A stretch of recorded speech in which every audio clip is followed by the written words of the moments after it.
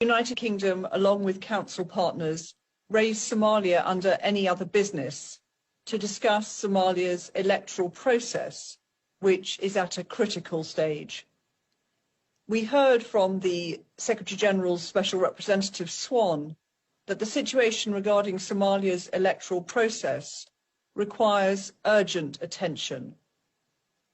The United Kingdom reiterates its call to the federal government of Somalia and to the federal member states to reach swiftly an agreement on implementing the electoral process based on the model agreed on the 17th of September.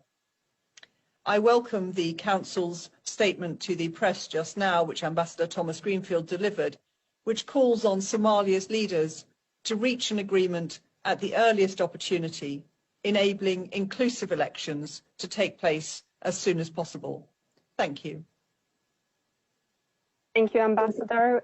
We now have time for 2 questions. So first of all, over to James Bays. James Bays, Al Jazeera ambassador. What options are left open to you with regard to Myanmar? We've seen the statement from the Chinese permanent representative saying one-sided pressure and calling for sanctions will only aggravate tension. What options does that leave you now? And is one option, I know there's the COVID restrictions, but and potentially you would have to have a vote to do this and have to do it in person.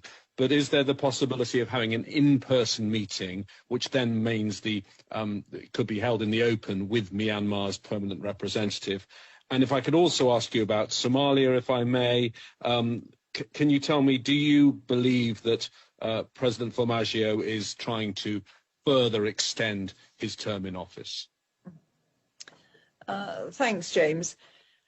I think we will continue to discuss next steps with other council members.